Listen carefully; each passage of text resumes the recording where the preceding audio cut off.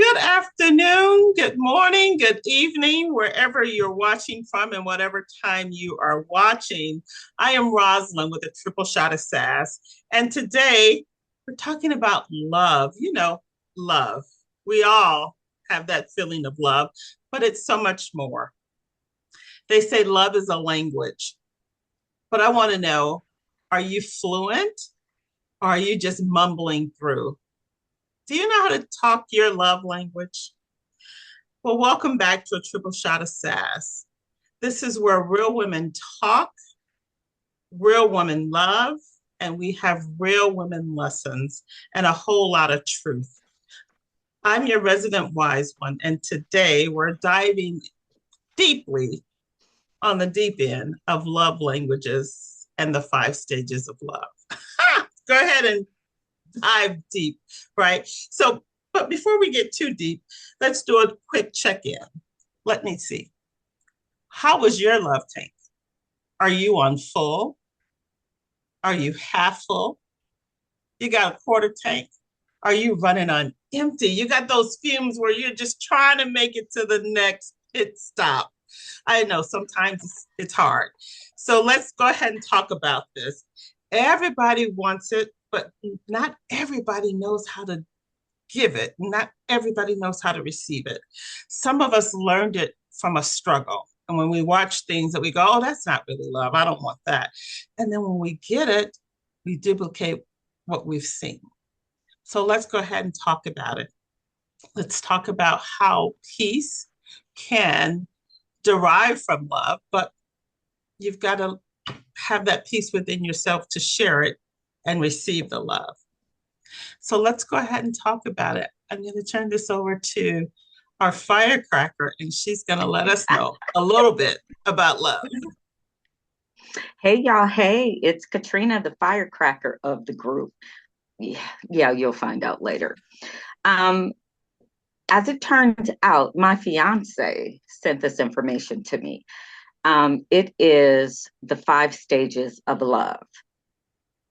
There's attraction, there's conflict, there's healing, there's team, and there's the legacy of love, life, mission, and what your future is all about. So let's start with attraction. One of my friends, I'll say, the wise one, wanted 6 feet tall, six figures, and a six pack. Okay. Yeah, I told her with the 666, she's gonna end up with the devil. So a few times. Oh yeah. So let's start out. Okay, so attraction. That's the thing that gets you all hot and bothered, and you're like, ooh, he or she. That's a tall drink of water over there, even though he's 5'8", but whatever. That's a tall drink of water over there. But after the attraction, you have to like really like this person, really love this person, because looks fade. People gain weight, all of that. And you have to be at a point in your life where you're like, I know, you don't look the way you used to look when I got you, even though, hey, you got to keep yourself together. But you have to have like conversations. It has to be more than attraction. You have to want to be with that person. Even when you fall in love, I say you can love a person and not like that person. That's very, very important that you like them, because you're going to be around them for a very long time. And so I'll start with the Empire Diva. What are you attracted to? Let's start there. What are you attracted to? You know what? Right now in my life, that's such a good question, because I think I've had a conversation with both of you. And I said, at this stage in my life, I really don't know what I'm attracted to anymore. right? I'm 61 years old. Um, I was pretty much with the same man for all of my life, right? Now, there were different relationships in between. If you say I was attracted to the person that I was married to, then I like someone dark. Y'all know I like that little round belly because I love being able to rub that belly when we lay. So, you know, you ain't got to have a six pack. A brother ain't got to have a six pack, but I don't want you to have a keg, right? You ain't got to have a keg, but you ain't got to have a six pack.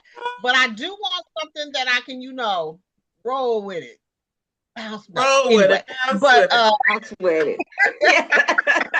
so because I've had dark skinned men, I've had light skinned men, I've had tall, I've had some that were kind of, right above me where I can put on my heels.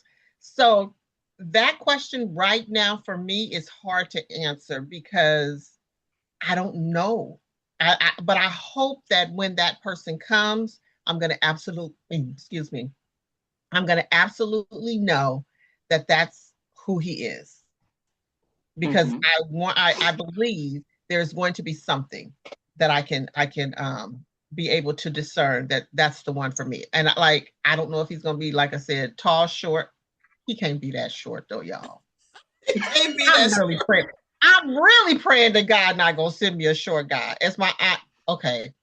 Please don't take offense to this because this was my aunt. She was old and she used to say how men were fat and low. That means you were short and heavy.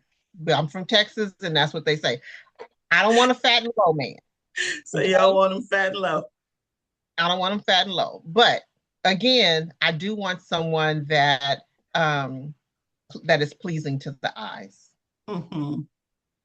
Very Okay. nice. Very nice. And what about you, wise one?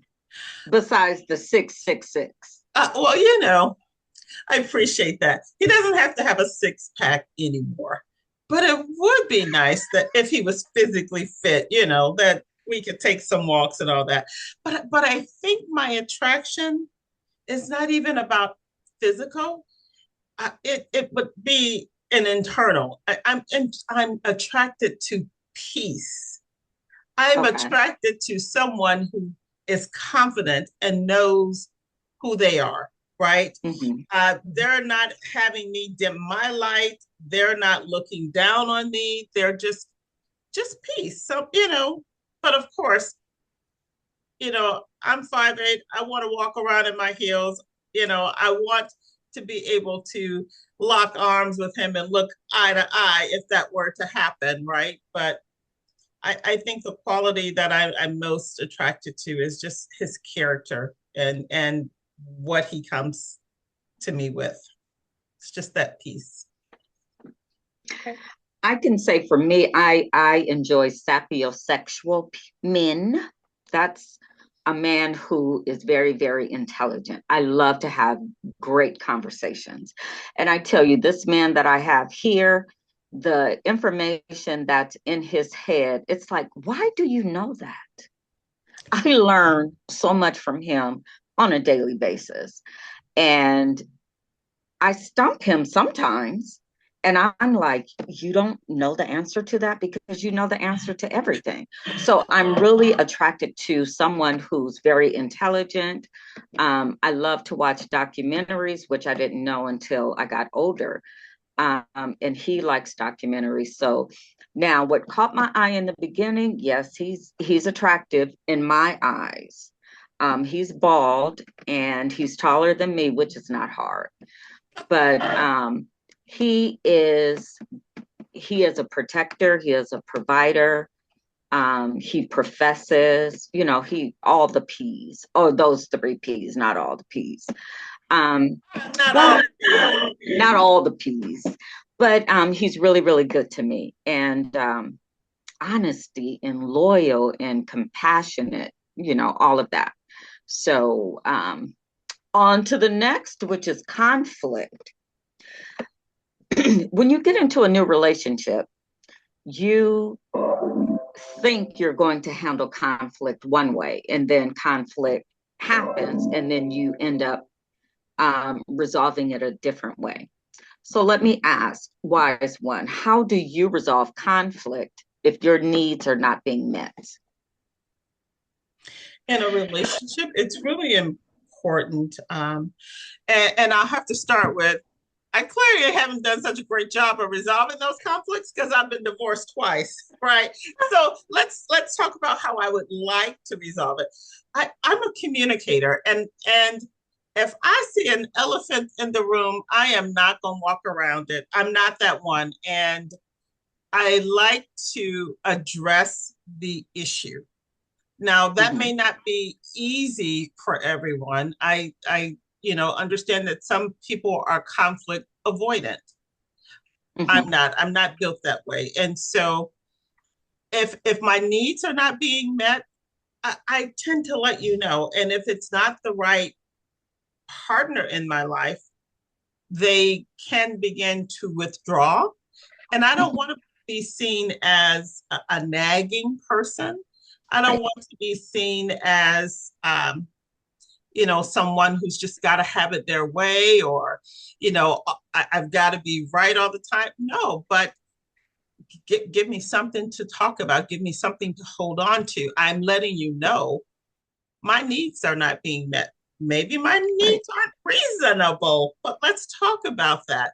Let's talk about what you can provide, because the fact that you're providing nothing, it's just going to draw a bigger wedge between us, and we're not going to end in a good place. We're both going to be going in a different direction, right? Correct. But it's important for me, especially at this age. They say you don't want to settle, and I understand that there's some things we're going to have to accept because there are two different people trying to make it work. So there's something you've got to accept, and you've got to compromise on some things, but you've got to identify what are your must-haves for you, right? Correct. You've got to identify what those are. You've got to be able to talk about it. You've got to be able to balance it in that relationship. And you got to know when you've tried enough and it's just not going to work, so that maybe you can end that piece of that relationship and still have a friendship left. I feel like if you're there too long and you're burning that match all the way to the end, at the end of it, it then fizzled out, and that's enemy number one. I agree. Yeah. And what say you, Empire What? Diva? Well, what says me? Well, first, let me say when she said, I got to have something to talk about. I don't know if y'all saw my lips moving, but I I did. was just give me something to talk about. How about love? Hey, I Okay, yeah. so all think y'all know you, I can't sing, but I'm gonna give y'all a tune. but I think Uh, you've sung on every podcast so far. You have. We're her backup singers. Yes. hey, handling conflict. Can I say that I failed? I really did in my marriage with handling conflict. I have learned so much, and this is really sad, but I thank God for it because I believe that this is preparing me for my next marriage. Yes. I have learned so many things that I could have done. Would it have changed things in our marriage? I'm not sure, but I know I would have felt better had I tried those things, right? Mm-hmm. So when it came to conflict in my marriage, I was notorious for shutting down, right? You mad at me? Okay, well then I'm gonna go to work. I'm gonna come home. I'm gonna do what I have to do, and then I'm gonna shower and I'm gonna go to bed. We don't have to talk because I'm really good with reading my books and going to bed. Yeah, Okay, I've learned that that's not good. it's not healthy. And one of the things that Alvin and I said early on when we first got married that we would never go to bed angry. That we were always going to talk about some the things that were like one of you said the elephants in the room.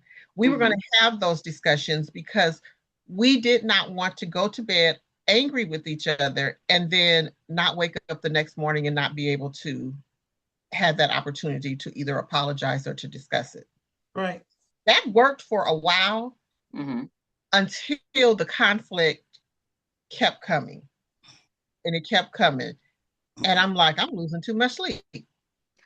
I can't stay up. I can't stay up this late. I can't. We're gonna do this tomorrow.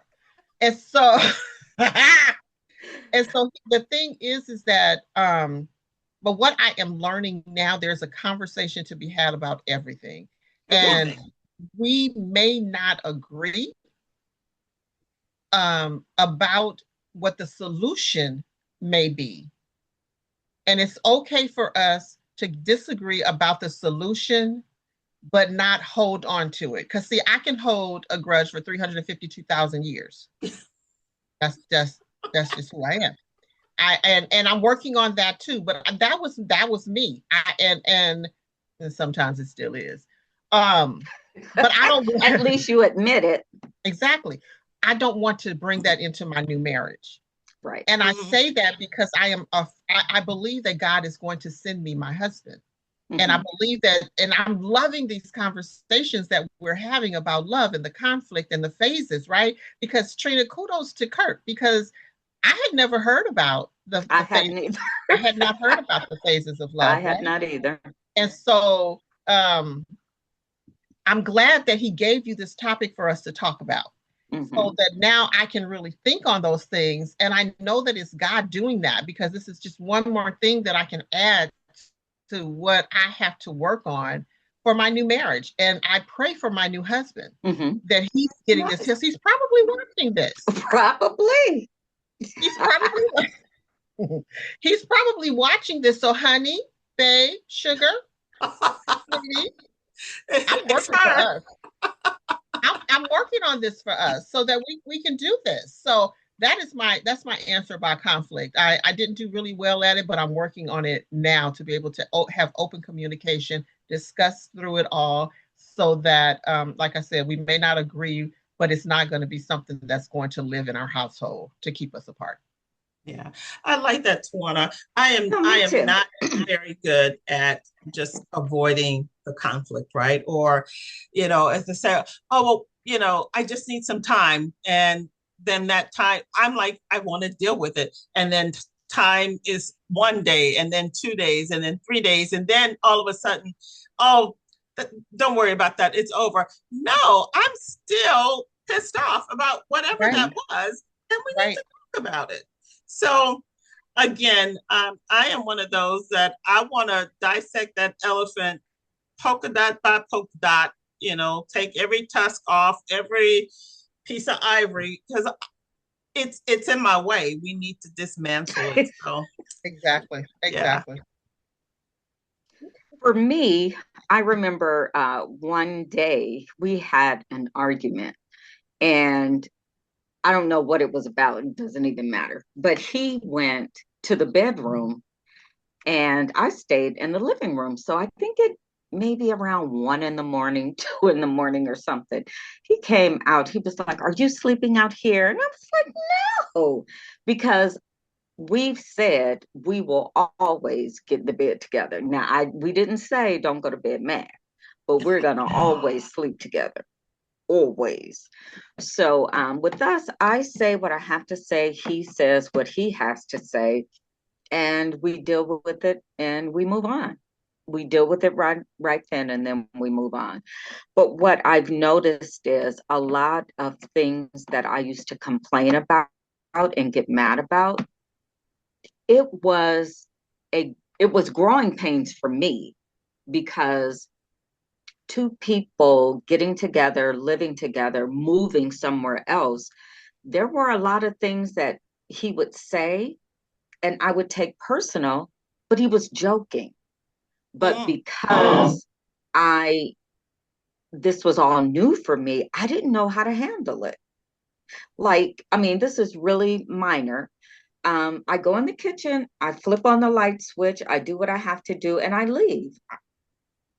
Babe, are you still in the kitchen? No. Well, why didn't you turn off the light? That used to bother me. Why are you bothering me about a light switch? That would bother me.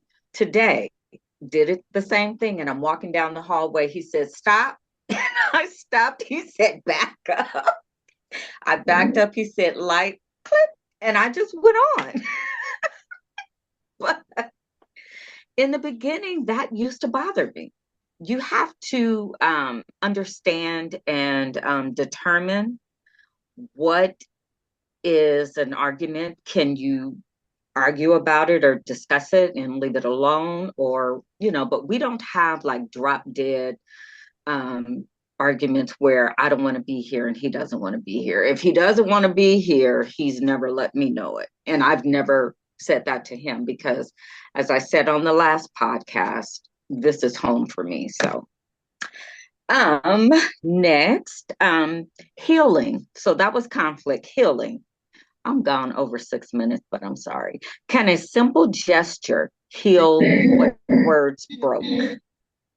Now, I'm going to say this. Words live. And it's hard a person can say some things to you and hurt your feelings and come back and apologize. And, I really didn't mean it. Please accept my apology, all of that. But words live. Even if we accept the apology, it replays in my mind over and over and over again. So sometimes an apology is just not enough. But if you decide I'm going to stay in this relationship or this marriage, you have to accept the apology and move on. You just have to be careful in the words that you say. And I hold a lot in because my mouth is very reckless. So you guys may not think, because sometimes I think and it just comes out. But in my relationships with men, I hold a lot in because I can really hurt that person. And sometimes I don't believe that they will accept the apology and move on. So I don't say anything. And I'm good with it. Yeah. That cut me deep, Shrek. That cut me deep. Yeah. So go ahead, Ross. No, yeah, I think it is a matter of even in anger, even when you are trying to express really how you are really in your feelings about something, we still have to choose the words because even though sometimes it is the person and not just the action, but we just have to choose our words to deliver that message. And that's not always easy to do in the heat of the moment. So you're right to just kind of step away and hold on to that. But then if you can come back and address it when you have better words. You calm down. Yes. Yeah. Yes. Yeah. Just not 3 days later. No, none of that. Just, let it marinate and call a friend. Call a friend. And let me just say this. I think Jazz has been married almost 2 years. Do you know I've called her and asked her for advice about relationships? And I never thought that I would. Yeah, I mean, I never thought that I would. She's a valid adult woman with a relationship. Absolutely. Yeah. And I've asked her, how do you guys resolve conflict? And, she gave me her answer and I was like, oh, okay.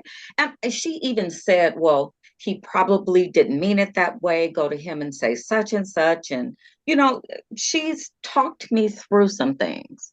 Yeah. I talked to her today. I got to let her know that too. Very good. And for those of you who do not know, Jasmine is Katrina's youngest daughter. Thank you. Yeah, she's 41. Yeah. Yes. Very, very in tune with who she is, where she is, and what she wants. She's her mother's daughter. Can you ask me that question again?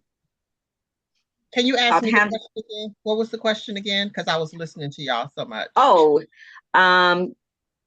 Can a gesture? Can a simple gesture heal? Okay. Heal the words, yeah. Heal what words have broke.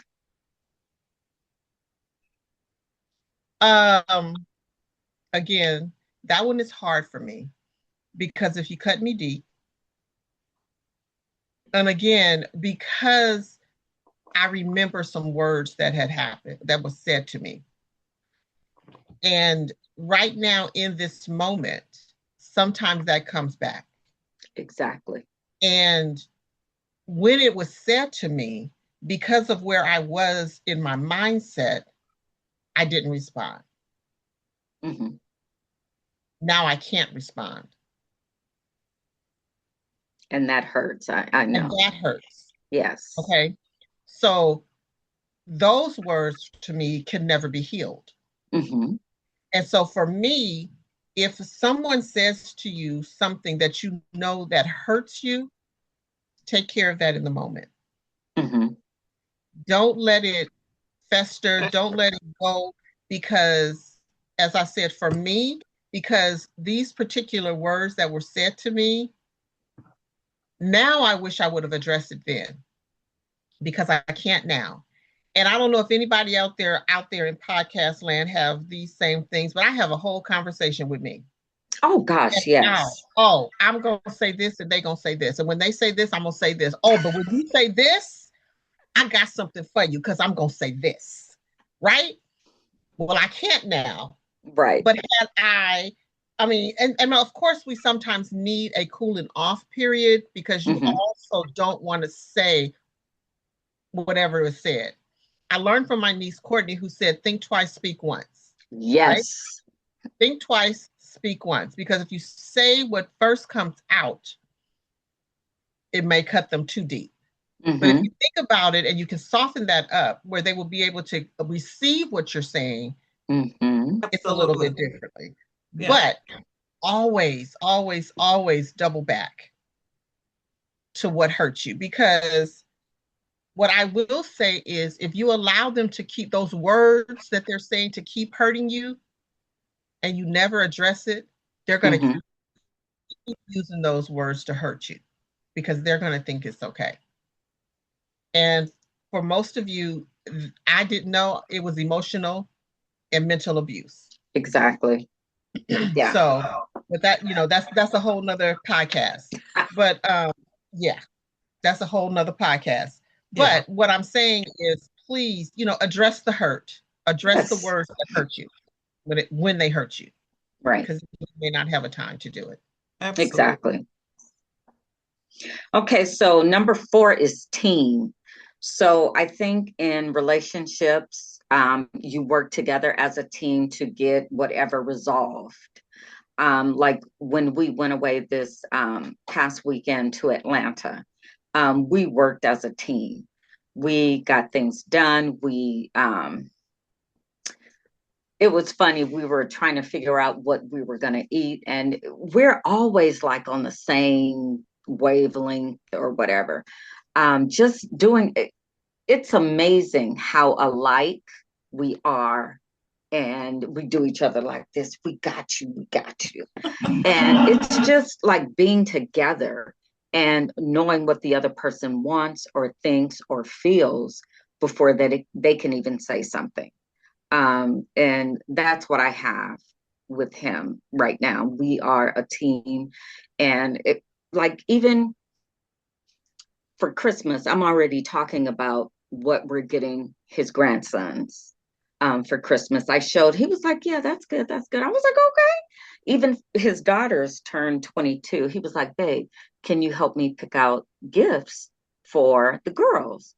And I went on Amazon. I was like, what about this? And he was like, okay, yeah. So he sent those out. They called and they were like, these are really nice. We really appreciate it. And he said to me, thanks, babe. That was a hit. So we work together as a team.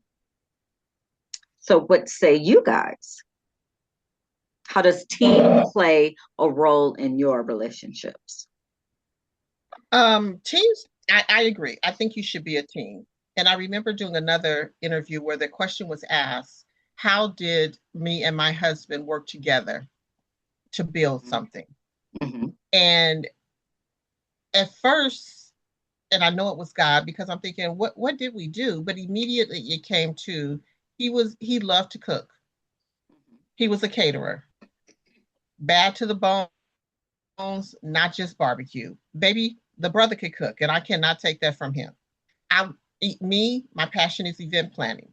And so we were able to combine the two Mm-hmm. and work together as a team to do things. So if I had an event and someone needed a caterer, or somebody needed some barbecue, or somebody needed a whole meal, girl, the fried turkeys, all of all of the All things. the All things. of the things. Um, so we were able to collaborate, do some things together as a team. And I believe that that was one of those were the moments that I enjoyed the most Mm-hmm. in our relationship, is when we worked closely together and things worked really, really well. And at the end of the day, we can say, we did that. Mm-hmm. Not me, not him, but we did that. We were tired, we were burnt out, but we saw the results of us being able to work together and getting it done.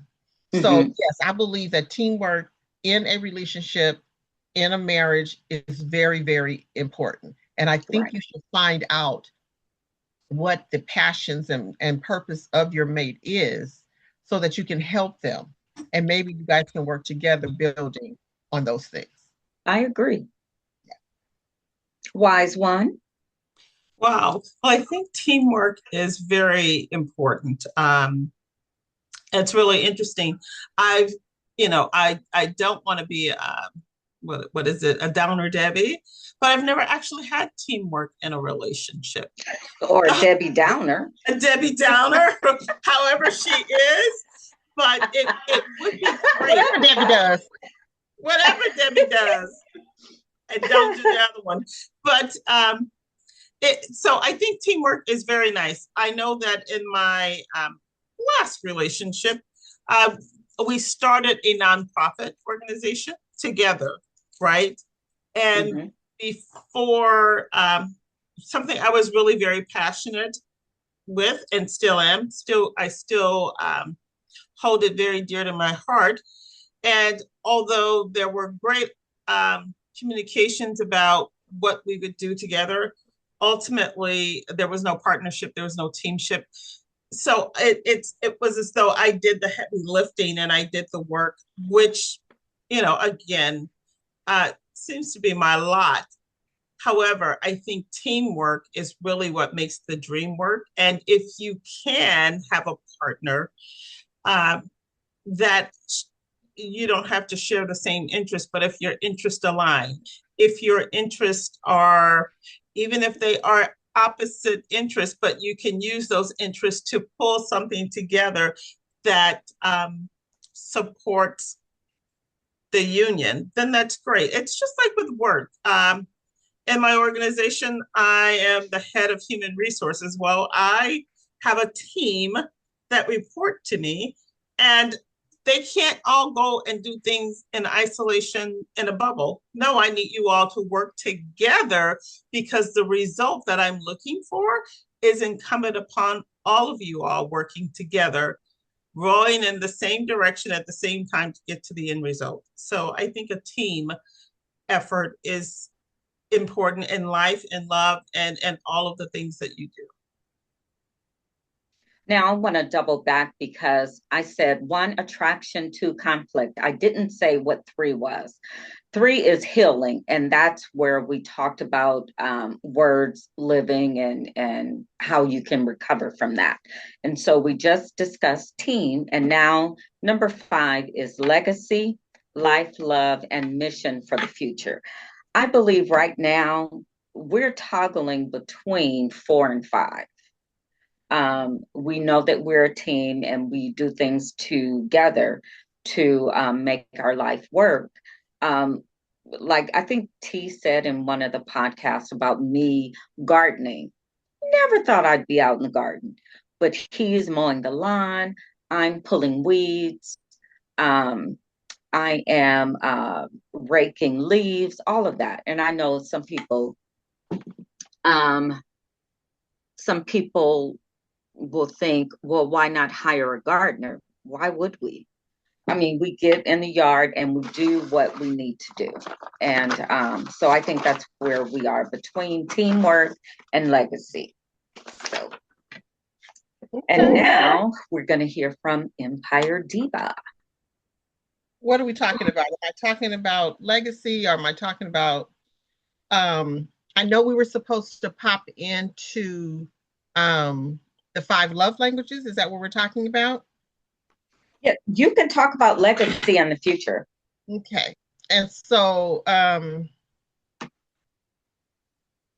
legacy, okay, you said life, love, the mission of the future, mission for the future. Yes. Okay. Yes. And so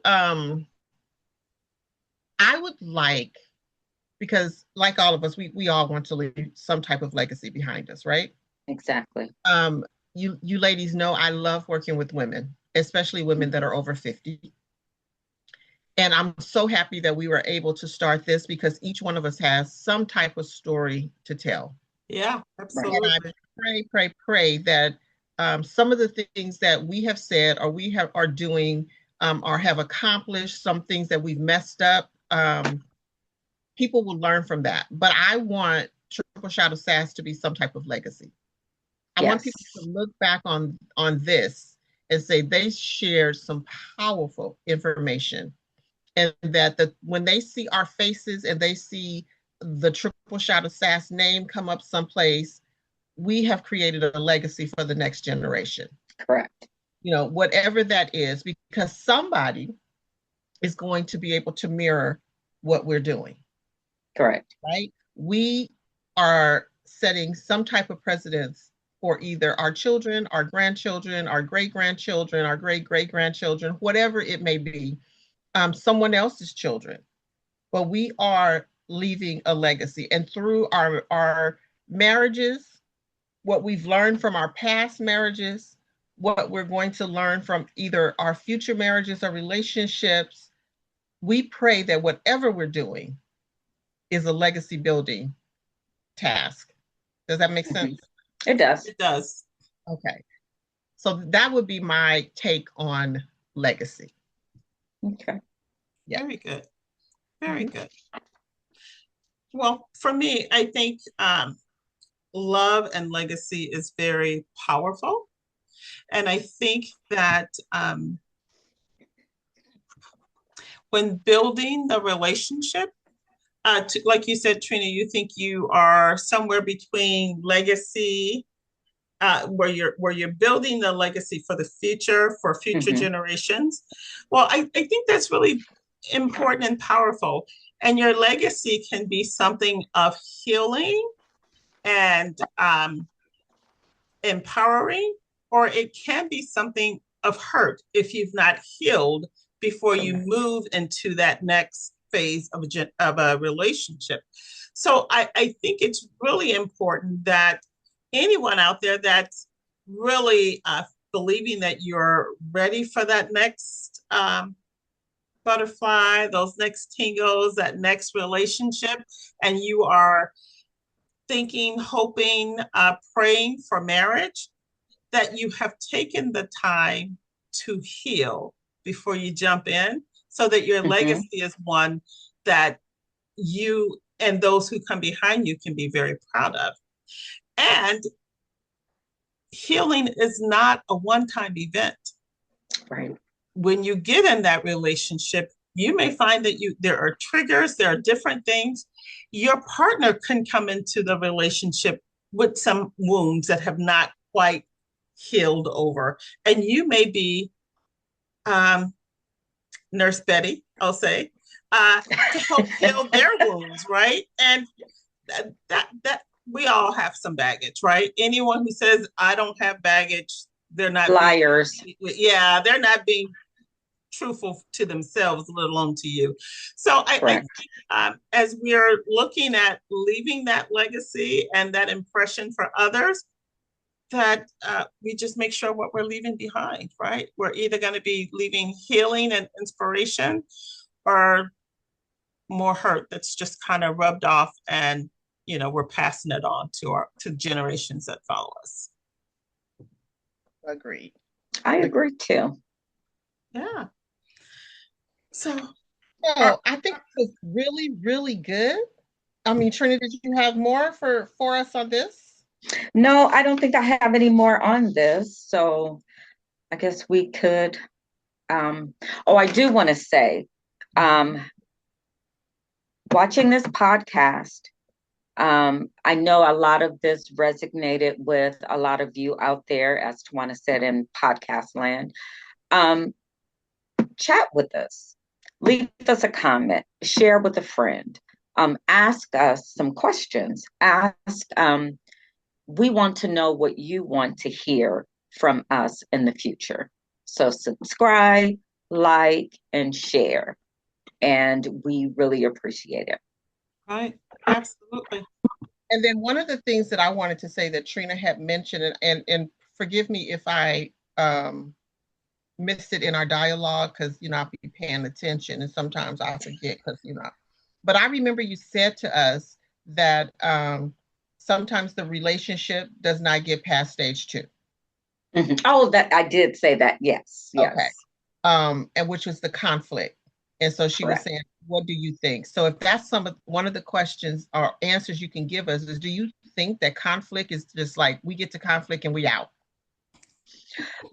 I believe that if this is something that you really want, I think that you can work through it, but both of you have to want it, because you can't want it for the both of you.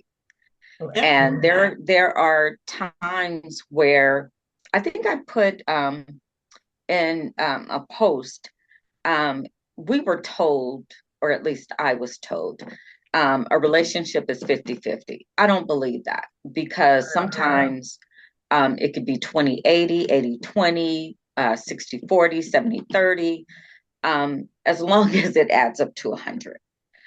But you both have to want it. You both have to work for it, through it. And conflict is real. And I guess many don't. If you don't know how to fight fair, and I don't mean fight like that, but if you don't know how to fight fair, then your relationship is doomed, in my opinion. So you have to learn. And I said that I do want to get married again. I am going to get married again, but this time I'm marrying with experience. Exactly. Yeah. Yeah. And so what I will say, and then Rosalind, you can close us out. We talked about the phases of love. We're going to have another podcast where we're going to talk about the 5 love languages. So we want you guys, ladies and gentlemen, to stay tuned for that one, because we are going to share our thoughts on the 5 love languages. And so, but we definitely want you to give us your opinion on these 5 phases, because like I said, had Trina not brought this to us, I hadn't even thought about the five phases, And so I appreciate my brain grew. And so I appreciate this conversation. And like you said before, it's not about us, it's about us, all of you out there, where we're learning just as much as the rest of you are learning. So we thank you for popping in. We want you to, to comment, to let us know what you think, to subscribe, to tell a friend, to tell a friend, to tell a friend that we're here. And we're here for the long haul. So thank you. That's it. Yes. Appreciate that, Tawana. Well, I'm Rosalind, and I'm gonna go ahead and close us out. But if any of what was said today resonates with you or tugs at your heartstrings, let us know. As Katrina said, comment, share, tell a friend, subscribe, right? We're really looking for your support in this area. We unpacked a lot of things as it relates to the stages of love, right?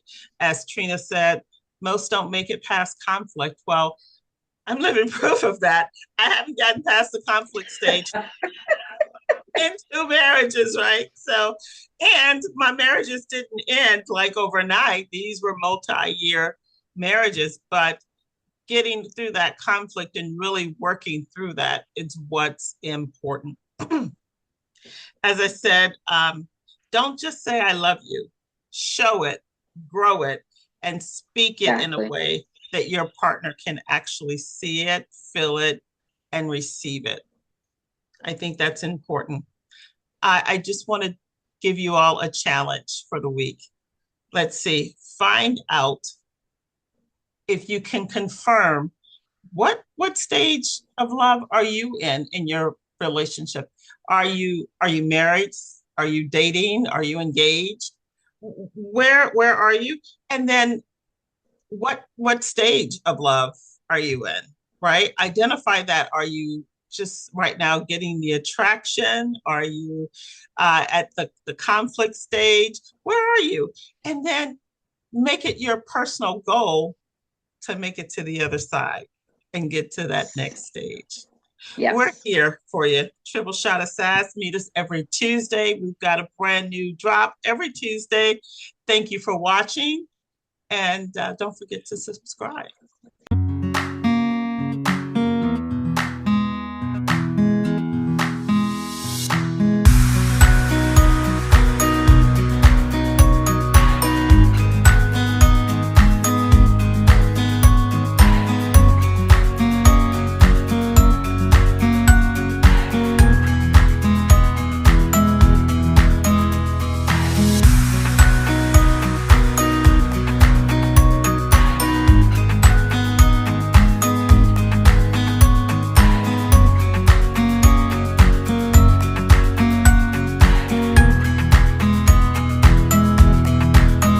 Thank you. Yes. Thank you. Yeah. We're out. All right.